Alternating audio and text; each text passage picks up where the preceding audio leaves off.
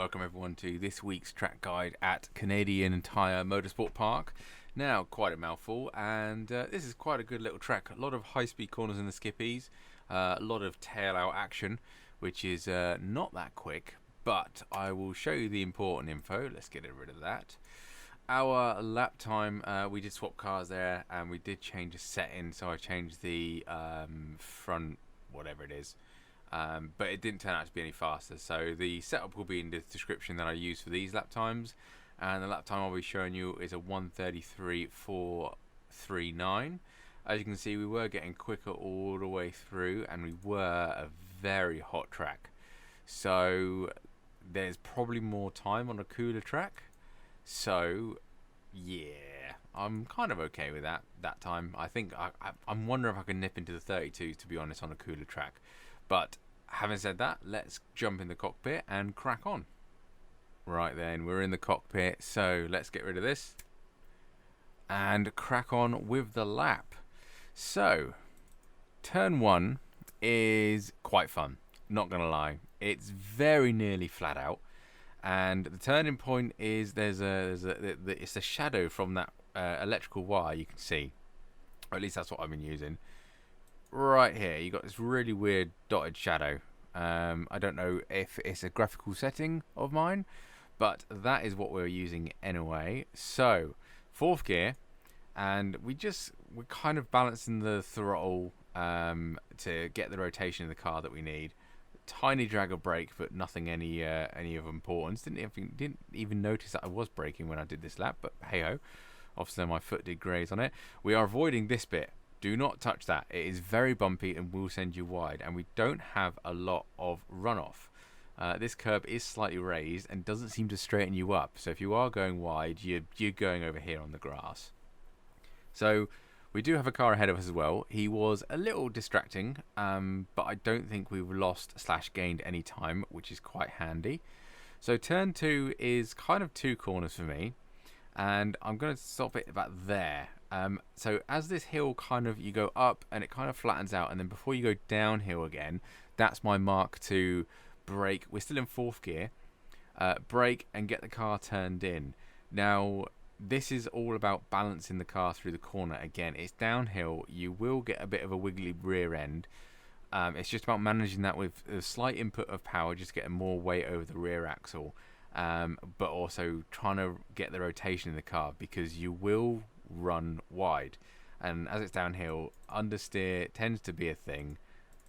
So you can see I get a snap of oversteer, straighten the steering slightly, and I'm back on the power.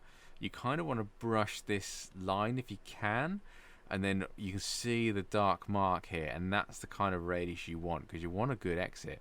So this matey boy took too much speed in the first bit. I'm going to call it 2A, and this is 2B, so then this is where we cut back and we're gaining on him. So you will have to be careful. If you do get that corner spot on, you are going to have a massive overspeed compared to the cars around you. Again, very tricky corner, downhill. This is one of the things with this track. It's very downhill and slidey, and it's about controlling the skippy in that slide to get you around the corner. Turn 3. There's beautiful, as you see this tarmac area, as it comes into shot, I'm on the brake, down into 3rd. You can change up to 5th in this little straight if you think you're going fast enough, but it's one of them things, you're into 5th and you're into 3rd, so it's not very long. If you can hold 4th will be easier.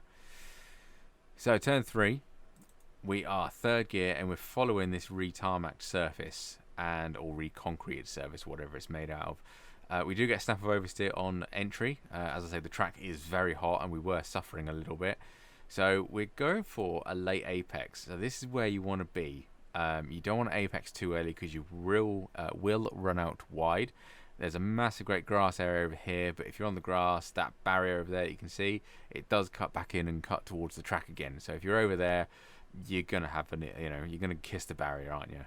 So late apex, full power as soon as we can, because it's a nice little straight here. You might get some good overtakes coming down here, but you can see now there's the curbing over there, and we've got a lovely dark mark of where we should be. We do actually get quite a good grip out of here, and I don't use all the track, so there's probably still a little bit of time. Maybe I took that corner a little bit too slowly. Could have taken 1 or 2 mile an hour extra, but you know, we're kind of I'd rather stay on the track than rather push it too much. So Turn 4 again is a tricky little rascal, kind of like turn 2. It is downhill. You will get a snap of oversteer. I'm in 5th gear at this point because I came out of there, changed on to 4th on the exit of turns 3, and then into 5th just before we come into turn 4. So as it's kind of awkward because there's no markers around anywhere, so it's kind of as I see this shadow across the track. So as you can see, it kind of bleeds off a little bit there as the track disappears, but as I can see most of the shadow, that's where I'm turning in. I'm not braking, I'm lifting the throttle at some point, I believe. Maybe I'm not, maybe I had enough testicles to go through. No, looks like full throttle. Snap of oversteer, that's what made me think I lifted, because I do remember the snap of oversteer, but we are full throttle and avoiding the curb here. It is very bumpy, you will bottom out and you will have a one-way ticket to this barrier up here. It's kind of one of them corners again where obviously it's flat out, but be careful of the oversteer. There will be a few people spinning out, and if they get on the grass over here, say if you're in 10th, the leaders will be coming through here if you're at the back of the grid, so you don't want to lose it down there because you're going to take one of them out, going swiping right up there, which is not good. So turns 5 and 6 are the thorn in my side. I hate these corners with a passion. I can't seem to get a quick-ish line through here. It doesn't feel comfortable, it feels clumsy for me. But I'm going to tell you what I do, and if that helps you, then brilliant. If you're better through here than me, then I don't blame you, because these are horrible. I hate these corners with passion. We are on the brakes just as the track goes dark, so that's my kind of mark here, because again, we've got no track markers either side. We've got a few advertisement signs, but I think they're a bit too far away. So breaking down into 3rd gear for the first one. No, 2nd gear, sorry. 2nd gear for the first one. Turn 5. I avoid the curve because you can see there's a nasty drop off just there, and then we're back on the power a little bit just to keep momentum going, and then I've been changing down to 1st gear. So you can see the lovely resurfaced road again and the lovely dark mark of where we should be. This is the most important corner on the circuit because it leads on to the humongous back straight, which is also uphill. So you're going to get massive slipstreams, and there's going to be a lot of overtaking down into turn 8 when we get there.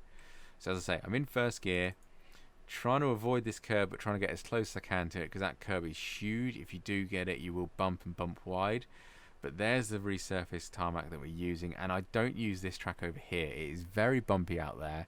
I wouldn't bother using it, to be brutally honest. I think it's not any quicker in my eyes. Just avoid it like the plague.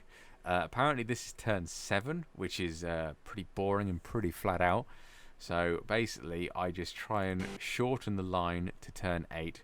So I'm on the inside, hugging the side of the track, straight line it as much as possible, and we are down to turn 8. And again, this is a lovely fast corner in the Skippy, and it's just about controlling the slide and preparing yourself for turn 10. So you compromise turn 8 to then compromise turn 9 to maximize turn 10. And you'll see me follow them lines now. So I don't even brake for the first bit. As I say, we're in 5th gear. I'm still full throttle. And slight lift just to get the car in so we don't like oversteer out. And now as I hit the barrier, I'm braking and down into 4th. So with that gear change, I keep a nice tight line onto this curb. Don't run out too wide, because we want to get a good line for turn 9. Back on the power, we're still in 4th gear, getting as close as we can to this grass, and then we're braking, changing down into 3rd as soon as that grass sort of starts, and then we've got a lovely bit of resurfaced road again that we can follow, and again, try not to hit the curb. It is huge, and we want to compromise this corner to get on the left hand side as quickly as possible. We're still in 3rd gear. I do have a slight lift, and I do drag the brake mid-corner because I do miss the apex slightly, so there's the brake. There's still about another foot between me and the corner, and again, you don't want to hit that curb, and you want to get as close as you can to it, but there's not a lot of runoff area. We do actually sneakily cheek a bit of dirt, but overall, that was probably the best corner that I had, because a few times I was nipping the inside curb, and it was pushing me completely wide. And any further, I think, to the left that I was there, you would be getting an off track, which is not ideal.